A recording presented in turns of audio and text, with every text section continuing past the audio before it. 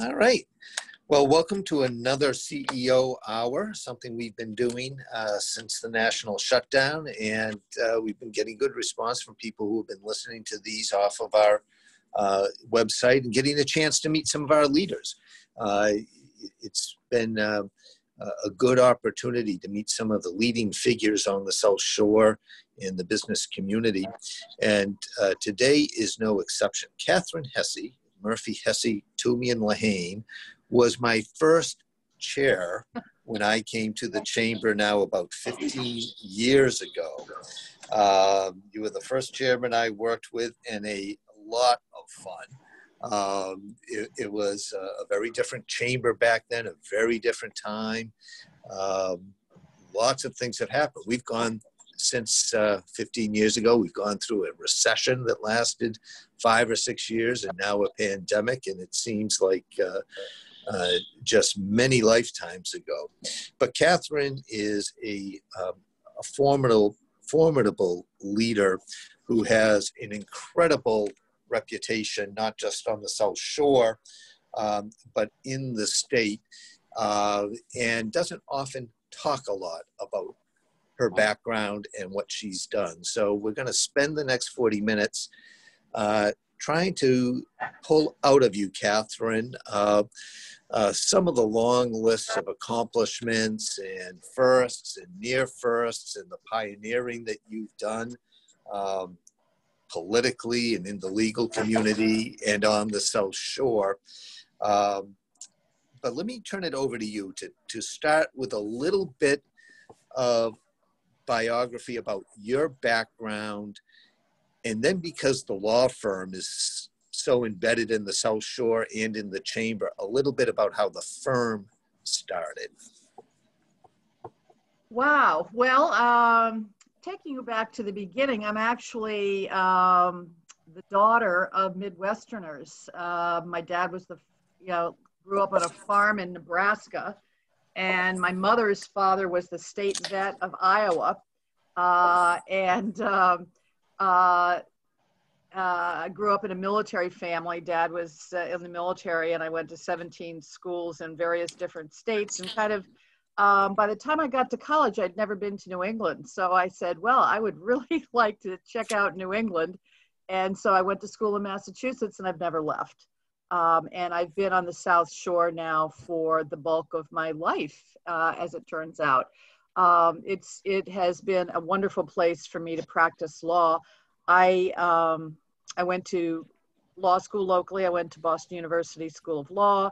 I went into practice. I had practiced as a paralegal, which was a brand new profession at the time, with some of the big firms in Boston, and had made a judgment that I did not want to be in a big firm, that I just wanted something a little bit more entrepreneurial, I guess. And so I was very fortunate to land with Arthur Murphy, and the rest is history. We've been together for many, many years now, along with some of our other partners, and it's been a great ride. We've got so many great new lawyers now.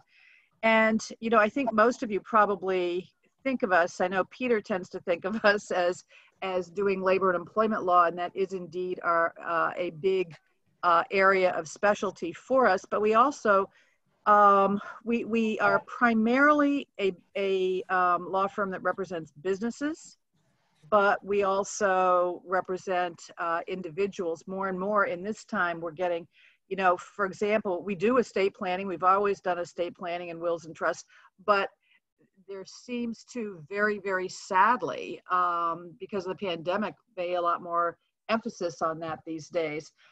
We represent businesses and corporations, not-for-profits, in all of their legal needs, including labor and employment, but also, for example, recently with helping people to get PPP loans and guiding them through that process. So I think what I like about it is that we adapt to the times, and we're grounded here on the South Shore, as you mentioned, Peter. We've been here.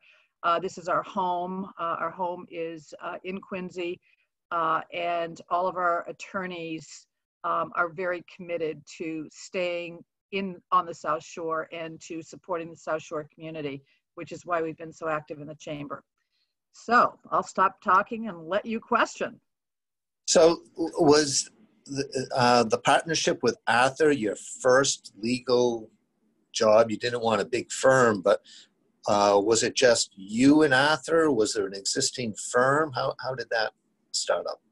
Yeah, I had legal jobs before. I had worked at what used to be Bingham, Dana, and Gould and became Bingham McCutcheon. And then it really doesn't exist as a separate firm anymore, which was one of the largest firms in Boston. And I had been there for a couple of years. I had seen the big firm practice, and it just wasn't me. I really wanted the hands-on touch right away with clients. And so I went out looking for something where I could be directly helpful with people and have interaction with people from the start, which is something that you could, in those days, you could, wait 5, 6, 7, 8 years before you ever actually saw a client. You were relegated to the back room supporting other people, probably people about my age now. So I kind of got lost in that, Peter. Okay. So then I got started with a firm, the predecessor to our firm. And there were about 6 or 7 lawyers at the time. It was a very small firm in Five Corners, Braintree. And so I worked there as a student, a law student, and they asked me to come on board, and it's I've been there ever since. It's been a very good ride. Arthur is actually the one who got involved in the chamber first, and I just followed in his footsteps. What was the firm? Yeah. What was the firm of 6 or 7 before you and Arthur spun off? What was that firm? Well, that was called Murphy Lamoury and Murphy, and it is Bob Crow went on to work with John Kerry and other people. I'm trying to think who was in the firm at that time. Jim Toomey from our office. It was and John Flynn from our office. So it was very small at that time, and basically I think it was 1986 that we started in our current iteration. We were the first tenants at Crown Colony, which is at the intersection of 3 and 128, which is now a big office park. But when we moved there, we were the very, very first tenants. O'Connor and Drew, who were also active in the chamber at that time, were the second tenants, if I recall. And probably we're the longest tenants in all of Crown Colony because we're still there. And O'Connor and Drew has moved. You're not a political law firm, but the law firm is incredibly well connected politically. Does that come out of Bob Crow? Does that come out of Arthur? Where are all the political connections? Because you folks seem to know everybody in politics. Well, I have to give Arthur a lot of credit in that regard. I think that it's always been, he's always been active in so many different spheres. And so he really does seem to know everybody. I came at it from a different angle. I was not a native of the area. I had grown up all over the US and several different countries, and was just really putting down roots here and needed to network. And keep in mind that when I started, it was different for a woman. There were very, very few women. Within a few years after, then it was, there were women everywhere in the law business, but it was unusual, particularly in a small firm at that time. Even in the big firm, there were 70 lawyers, which was a huge firm at that time. At Bingham Dana, when I started, they had 1.5 lawyers that were women. 1 full-time, 1 part-time, out of 70. So, and that was not at all unusual. So I was the first woman and only woman for several years, which was interesting. So what I did is I got involved in different women's groups. I got involved with the New England Women's Business Owners. I got involved with the Women's Bar Association, was there at the founding of that. And so I kind of, and then I supported women candidates. And that's really how I got my start in politics. I've maintained that interest and supported candidates of any gender, but I have always maintained my interest in supporting other women-owned business, women in politics, etc., in addition to supporting all of our clients, of course. So you were involved in a project that I thought was fabulous, coming out of the State House and governors, and it then got caught up in this folklore of presidential campaigns. And one of the oddest blunders, it was treated as an odd blunder with Mitt Romney in his presidential race, with Romney saying he had binders of women to look at. And the press crucified him. And I laughed and I said, Katherine was involved in that, because you helped give him the binders of women.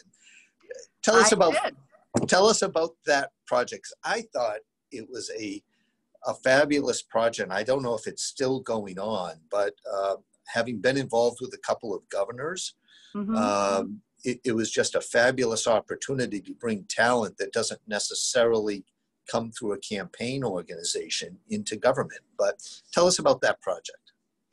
Well, thanks, Peter. That project was very near and dear to my heart. I had been headed a group called the Alliance of Women in Business and the Alliance of Women in Business and Government. And we had decided that there were so many different groups that it would be helpful to have an umbrella organization where we could let each other know what we were doing and connect women and really see what we could do to enhance the visibility and power of women in business, in government, and the like.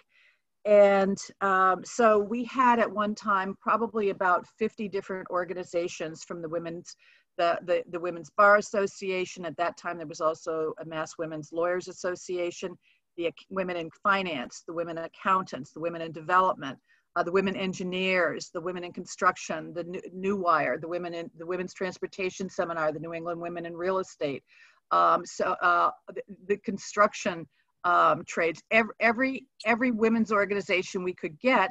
Plus, by that time, most of the chambers, including the Boston Chamber, the South Shore Chamber, had developed women's networking groups.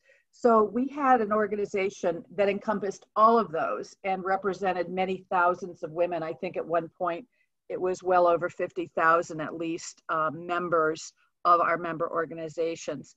And so we decided, it was getting to be an election year, we decided that what we didn't want to hear from governors as they were elected is that they couldn't find qualified women in different fields. So we appointed, or we asked for volunteers and then appointed very prominent women to lead up searches.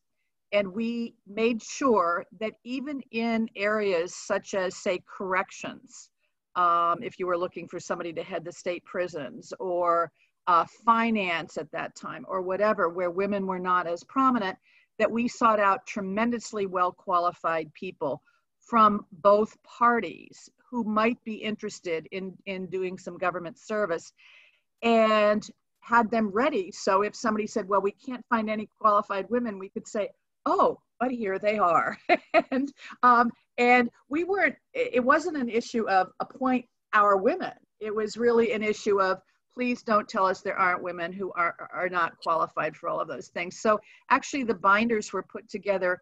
The Mass Women's Political Caucus had been housing the organization, but it was too much for their machines. So the binders ended up being produced at our office, and I was actually present when we handed the binders over to Lieutenant Governor Healy, who had been charged with the process. We did this with all of the gubernatorial candidates, both Republican and Democrat, for several years.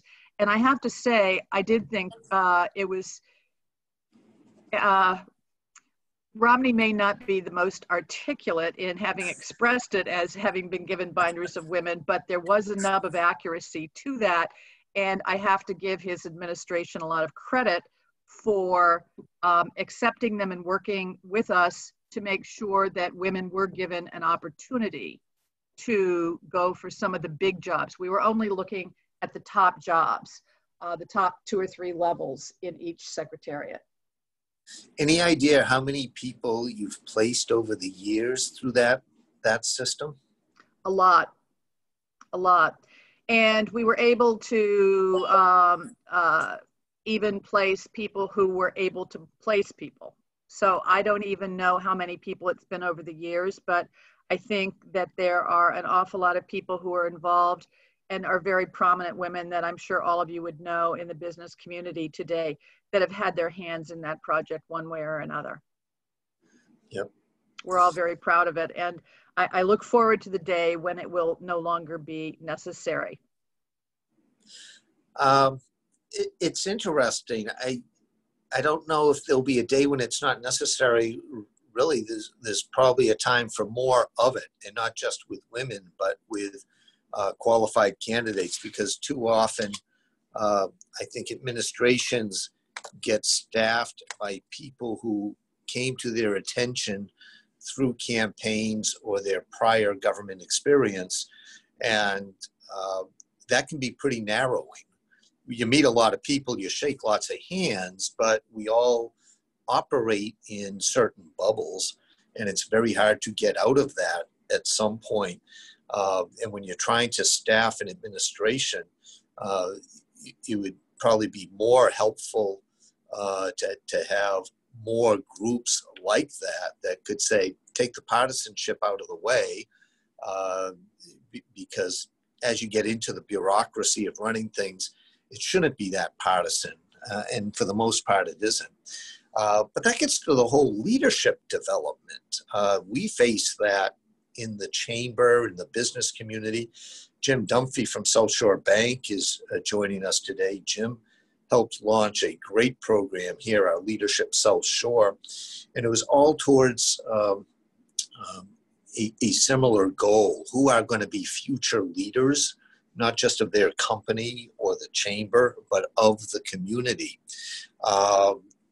And you often have to go out and create those lists and tell people that they are future leaders or future public employees and can be cabinet secretaries or whatever. They often have to be invited in to those ranks. So God love you for doing that, and hope there are more groups doing that. What are you doing now? You must do a lot of mentoring because you've been at this for a long time. But where do you see leadership development going between the business world and our communities? We struggle with trying to identify who are those professionals who are going to take a somewhat civic role, not necessarily running for government, but be active in building their community. Where do you see leadership development in Massachusetts and the trends, people getting involved? Well, it's interesting, and I don't have my finger as close to the pulse as I did when I was very, very active mentorship groups. I think, for example, when it started, the chamber's work of women was very important, but it's so important that, in fact, many of its prime programs are no longer women. They're for everybody who wants to get networking, for example. And I I know what I find in our own firm is that we assign mentors to our new people. And just because to have somebody to ask questions and somebody to help guide them and somebody to make sure they're getting a broad, a good breadth of experience as they move along. Because the model of the legal practice has changed so much over the last 30 years that it's almost unrecognizable to the way it was when I started, where basically Arthur just said, oh, this client needs some help, go help them. And, you were just kind of thrown out by the seat of your pants. I'm exaggerating, but it was a very different world than it is right now. And the level of expertise that is expected of their lawyers by clients is significantly greater than it used to be. I think that what I see is that, just speaking internally, is that we try to do it by a series of one-on-ones with a somewhat formal mentorship program, but we also do it more dispersed with regular meetings in the firm, sharing of knowledge and the like. With regard to community involvement, lately, I have to confess, I've been more involved with getting other people in the firm involved, making sure that we have that connection with the chamber and with other groups that are in trust. And it's hard, I think, with this new technological age. In a way, it's going to be I hope, find it a great opportunity for the chamber, because a lot of people have gotten away from regular sit-down meetings. And if you can really perform for people online where they can do it quickly, just hop on a Zoom, get some ideas, network a bit. People still like to get, but I do think that it does have a lot of potential. I also think that part of the community building is really giving back to the community where your business is. And I know that that Jim Dunphy and Mary Lou does. I see that Andrea Pike has come on the call. Great leader over at Friendship Home. And one of the things that we have done is really tried to support local organizations, from QCAP to you name it. And it's really heartening in this time when so many people need help to see how the South Shore really does come together and help the people who need it, the businesses who need it, and the others. I think just getting the word out as to how we can help them is probably the biggest hurdle. How do you see the law profession changing? In most businesses, we're seeing more aggregation and concentration of businesses into larger firms. Is that going to happen with law firms, or is there going to be more specialization and people hanging their own shingles? How's it changed in the last 30 years? Oh, there's and where do you been think a it's huge going? consolidation, Peter. Huge, absolutely huge. Boston was one of the few cities in all of the country where you did not see large national firms come over and take over all of the powerhouses in the Boston area. But that has changed in the last 10 years, 15 years. Boston was one of the last holdouts. You now have most national firms having a presence in Boston. How do they get that presence? They basically buy up a lot of lawyers from one of the other firms. And I think what we're going to see now is there are so many firms that are tightening their belt, that are rescinding job offers, that are laying people off, that are cutting bonuses and pay, that are downsizing, that what's going to happen is that there are going to be a lot of young lawyers, and including some older lawyers with a lot of experience on the street trying to figure out what to do. And so I think with the growth in technology and with people's desire both to stay safe and just kind of getting used to working out of their homes, I think that something that's been rather a boon for people who've been technologically advanced, I think more and more law firms may pop up that way. And I think that the model of doing business is going to change. I think that I can see it even in our office, that we're considered an essential business. We support a lot of essential businesses, and as lawyers supporting essential businesses, we have been in business the entire time during this pandemic. And where possible, people are encouraged to work from home, but we kept a small staff in the office. And then some of the lawyers with small children at home found it impossible to get much done. So they would come in, stay in their office, and then go home. So they only did that. And I can't say that those who have been in there are really excited to have everybody coming back to work next week. So I think we're going to take it slow with those who can work remotely. Some of the work cannot be done remotely, but a great deal of it can be. And so we have really pivoted in that regard. We would be lost without our IT guy who has gotten everybody set up. We're doing GoToMeetings and Cisco WebEx and Zoom calls all day long. In fact, we've got a webinar coming up on June 2nd, Peter, that we hope people will go to and that you'll let your members know about. And it's all about reopening and every single day. And sometimes, you know, we'll get these things at 2 a.m. on a Sunday morning or on Memorial Day, or every single day there are additional pieces of guidance or regulation coming out from the various federal and state agencies about what companies need to do as they reopen, whether it's in terms of bringing people back, whether it's in terms of their duty to use certain sorts of sanitation methodology. It's really extraordinary how much is coming at people. And so I hope that we'll be able to answer a lot of those questions. One of the things that's been coming up quite a lot, for example, is the issue with people saying, well, you know, with this extra $600 that I'm getting, you know, maybe I'll just stay on unemployment for a while. And if you're a business and you need those people working, then that's a real issue. So that webinar is 10:30 on June 2nd. Invitations will be going out, or you can go to our website, mhtl.com.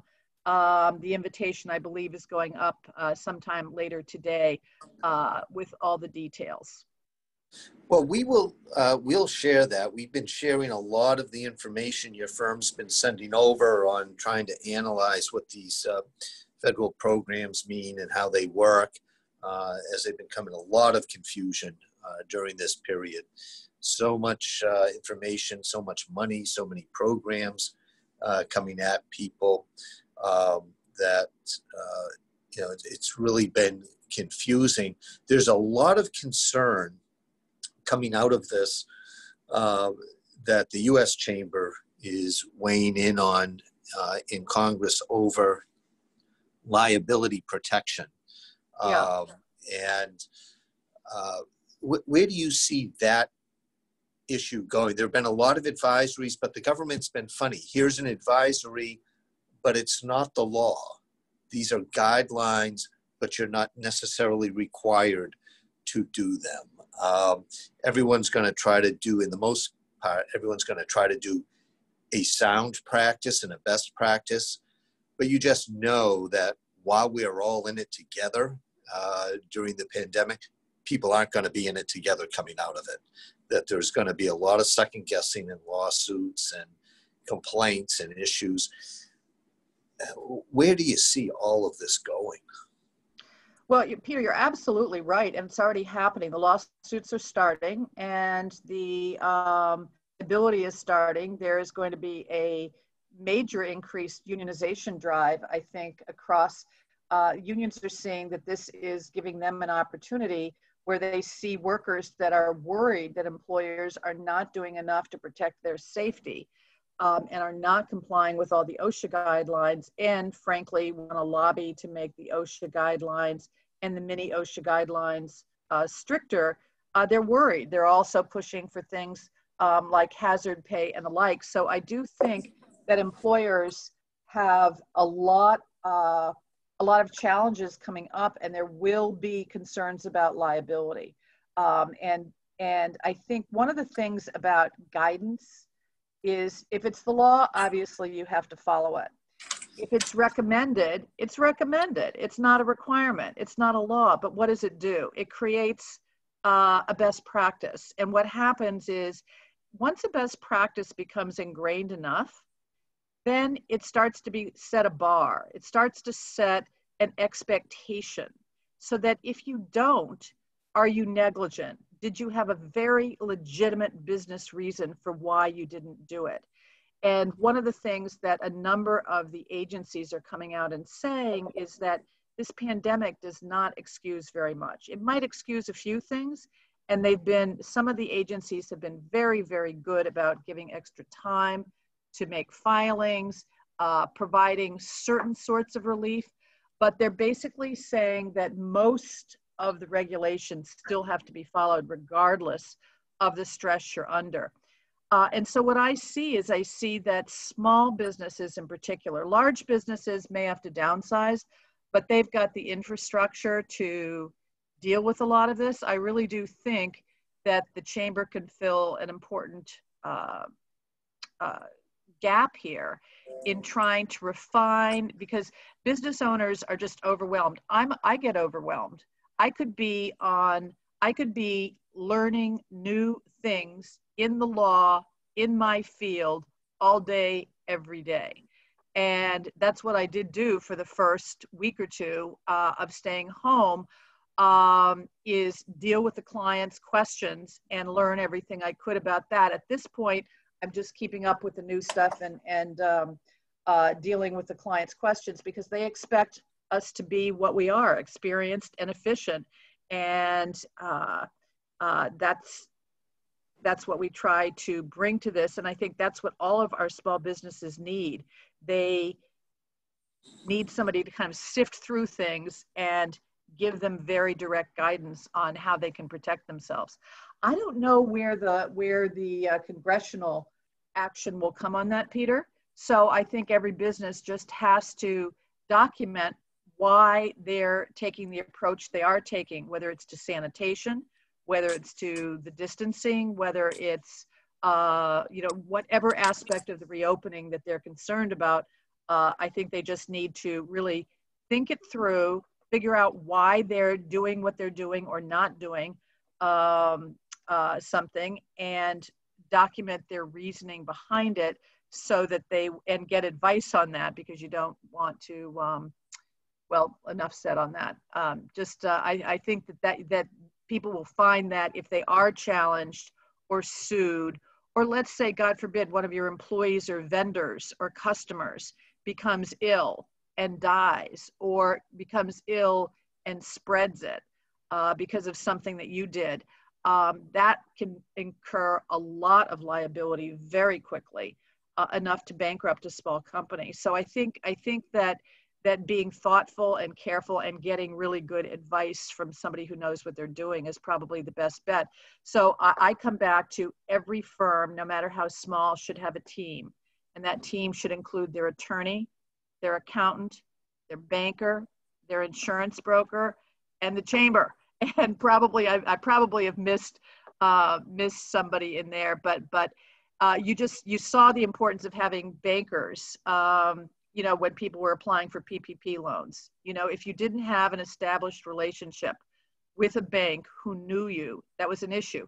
The same goes for your attorney, your accountant, insurance brokers, and the like. It's really important now more than ever, I think, for us to work with small businesses and to be a seamless team to help business owners as they meet these incredible challenges we're up against right now.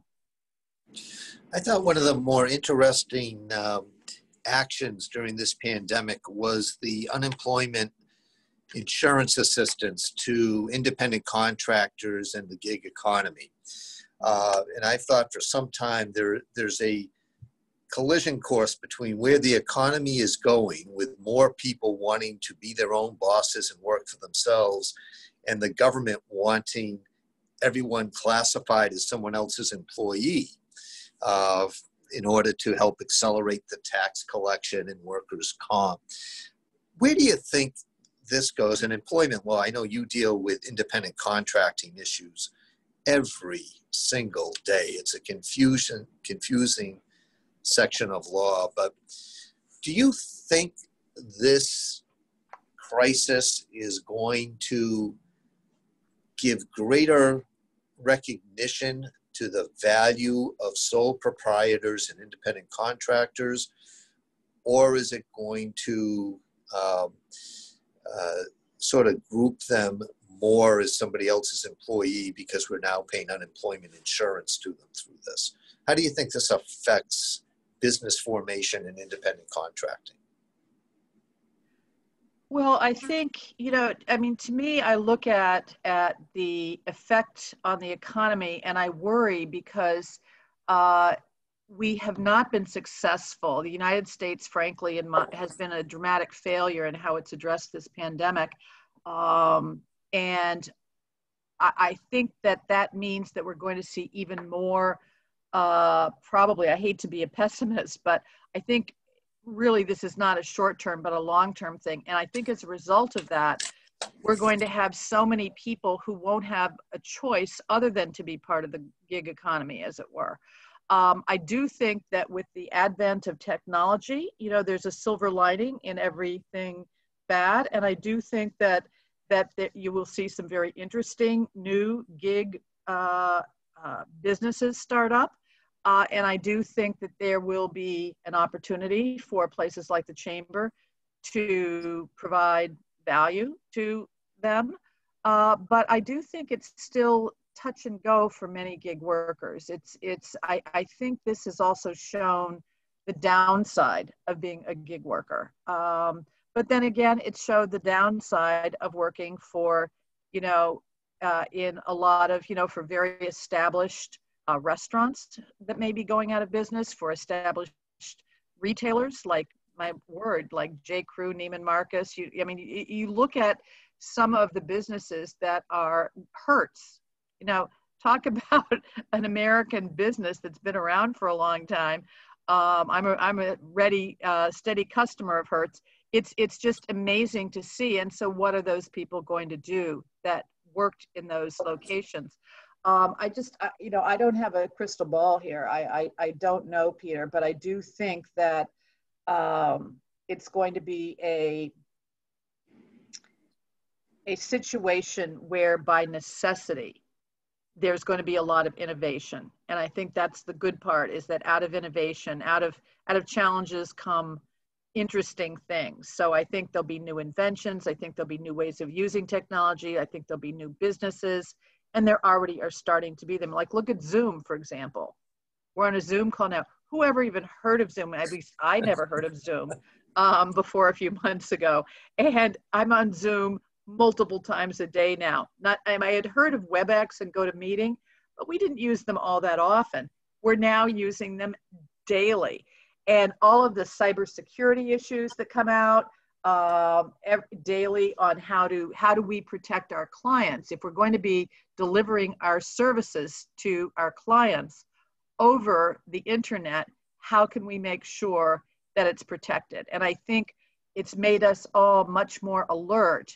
Everybody, I think, is aware of the dangers on email and using unsecured networks and some of the basics, but I do think that hackers are at work. They're part of that gig economy. They're trying to hack into you at every chance they get. And I just think that that just, not to add to everybody's worry, but that's a big issue that we're really spending a lot of time and attention on right now. Yeah. Let me get back. We're coming up to the 40 minutes, but I've got a lot more questions. Your mentors, you've mentored a lot of people. Who were your mentors? And you've done a lot with politics. I won't ask you favorite and least favorite politician, but who were your mentors, and which political leaders did you particularly enjoy working with or admire? And I'll give you an out on that. They can be long dead and historical.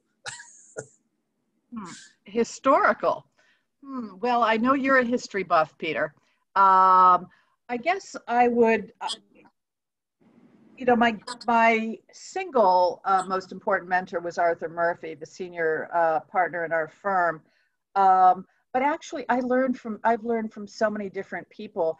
And I know you think of me as active in politics, but I would say it's more active in the communities in which I work. And so I think a lawyer cannot do their best work if they're not, you can give your clients better service when people pick up the phone when you call.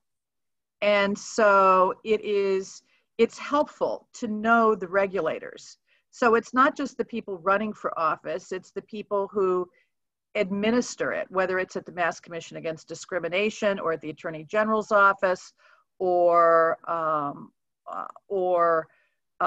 frankly, going into a courtroom and realizing, that you know all their names and they know all your names. It's very, very helpful.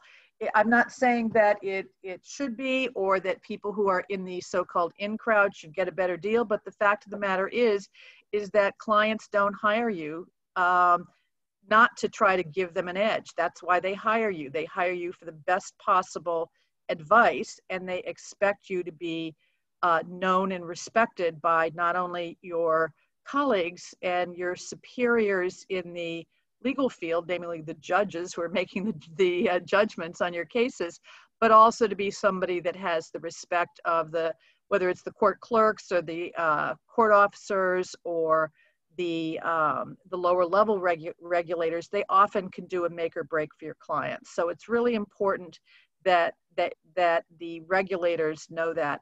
So a particular person, I guess I would say, I can't even think. I always have had a great admiration for Lincoln. I've had a great admiration for so many people, and I am concerned about the level of misinformation going around now, and hope that we can get back to the America I grew up in, which was one where people really did listen to each other, work together. I never knew whether half of my friends were Republican or Democrat when I was growing up. It was, everybody was Americans. And part of that was growing up in the military, but where, you stayed out of politics. You were apolitical. You represented America. And so I see it not as involved in politics as much as involved in the entire regulatory, administrative, executive, judicial, and political branches. Good. Well, let me recommend to you a new book out on Lincoln that I'm reading. It's called The Last Drop of Blood. It's about his second inaugural, which I think is one of the top 3 or 4 best political speeches in American history. It's one of my favorite speeches, but it's a whole book just on the second inaugural address. And actually easy read, kind of fun. So when you need to take a break from all of the legal research you're doing, do that one. I'll add that. I just did The Monument Man, which was about Chester French, who did the Lincoln Memorial. Yeah. Very, very good. My book club was reading it, so I did that. Yeah, and he has Massachusetts ties out in the Berkshires. He does indeed. If you haven't been to Chesterwood, you should go. Yeah.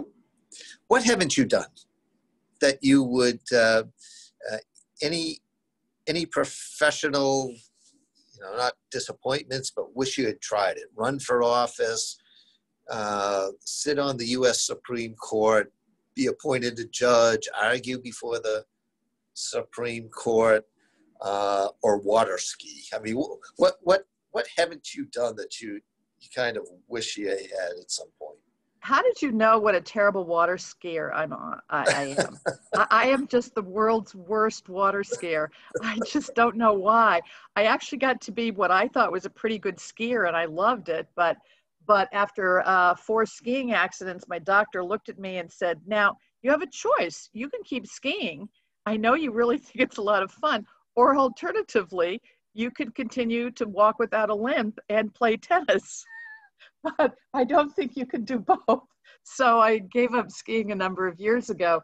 That is snow skiing rather than water skiing. But it's just, it's been, I think that I've been very, very blessed in so many ways. I've got a group of wonderful, wonderful colleagues, just the best. There's such good lawyers and such good people. And that's one of the things that our clients come back to us. And, you know, I still have clients that I had my first year in business. And that's a really wonderful thing to say, that my clients have grown and prospered and survived, and they still are using me. I'm still part of their team. And I value those long-term relationships more than anything. And the same thing with my family and friends. We've started to do Zoom meetings. I have a Zoom happy hour with my best college girlfriends every Sunday night.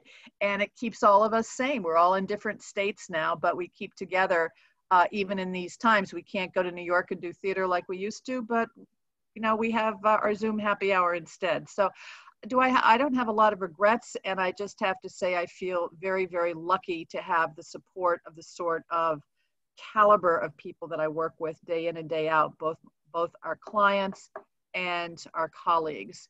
And that includes our business associates and our community associates.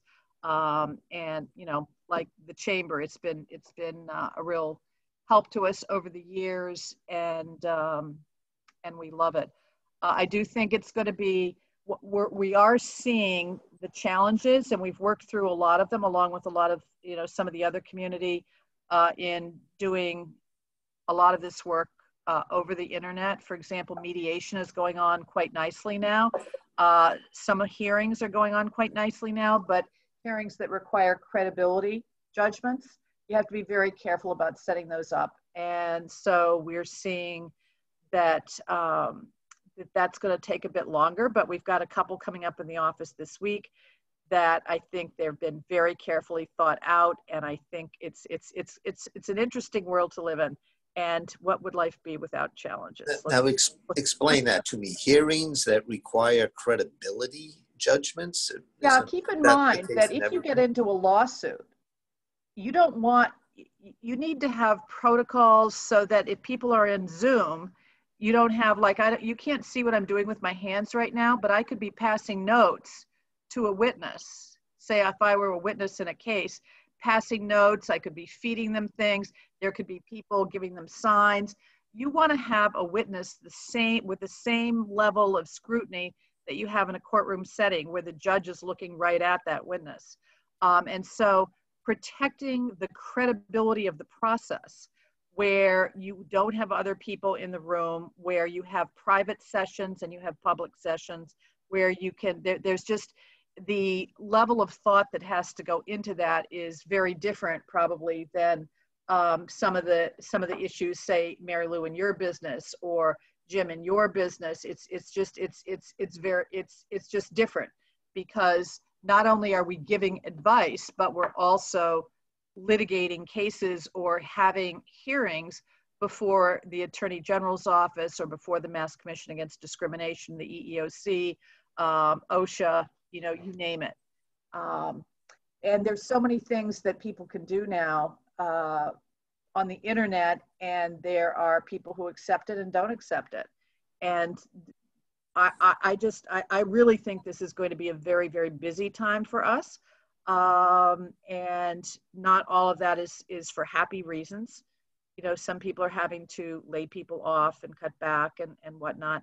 But I don't want to end on that note. I'll just end on a note of, I think it's a very challenging time, but we've gotten through huge challenges as a country and as a South Shore business community and community before, and we'll get through this too. So I want to be part of the solution, not part of the problem. I share that. I actually am kind of excited. I know this is going to be a very hard period for a lot of us, but I'm excited at the changes it's going to bring in business practices and new businesses, in different ways of thinking about problems and how we organize ourselves socially. And I think it's a very exciting decade coming up. Out of all of this, it's going to be a very hard time getting there over the next 18 months to 24 years. There'll be a lot of pain, but I think we went into it with such a strong economy. Population was leveling off, declining, so there was a great need for talent out there, and that was getting stronger all the time. But I think everyone is going to find a place out of this, and it'll be really interesting to see where all of our organizations and where we individually land the next 5 or 10 years, and how this changed things. In most cases, for the better. We wouldn't want to choose to do it this way, but it does force change, and gradual changes we were seeing in certain industries have clearly been accelerated now. And that's going to accelerate sort of the creative upside of all of that as well. So it will be. Peter, I might just remember, just seeing your face is reminding me that at our first retreat when I was chamber, I was becoming a professional yogini at that time, and which means I was getting my teacher's certification to teach yoga. Not that I ever really intended to teach, but I wanted to deepen my own practice. And what I have found is I got away from that, and what this time has brought to my awareness is that, especially with this pandemic, it's not just a matter of avoiding getting the virus, but I think if you're sitting at a computer all day long during your work, it's not helpful for our general health and well-being. And I think as business owners and as business leaders, we have to get up from our computer from time to time, whether it's to do a stretch, take a brief walk outside, do something, go get a cup of Mary Lou's fine coffee, or whatever it is. And I think that will make us all more resilient, because I think it's going to take a lot of energy and personal stamina and strength to keep going. And I think that taking care of ourselves, it's what they always say, take care of yourself so that you'll be able to help others. And our employees are depending on us to stay in business so that they'll have jobs and be able to feed their families. And I think that means not forgetting that we have to do a little bit of self-care too. So I know that may not sound like the best business advice, but I have noticed it in myself. My first few weeks, I realized that I would go 12 or 13 hours and never get up from the computer. And I realized what that was doing. So now I take a walk every day. And I'm starting to do some yoga, and I hope everybody will find their own ways of doing that. And I hope that you are, Peter, and all of those that I see on my screen. So good to have spent this time with you. And I'll look forward to hearing from some of you next time. That's great. And you'll be happy to know that when we were all together and there were water coolers that we could gather around, Heather, who is doing her 20th year now in the chamber, was having a little bit of impromptu chamber trivia, and had to remind most of the people that we actually used to have a retreat. I think Heather and I are the only ones here. Eric still, there are 3 of us who remember retreats, but the trivia question was, who led us in yoga? So Heather remembered that as well.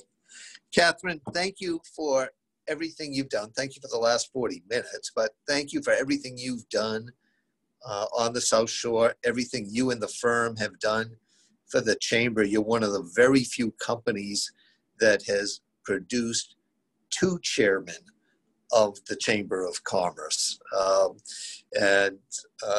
That's really quite unusual. So we appreciate your time with us this morning, and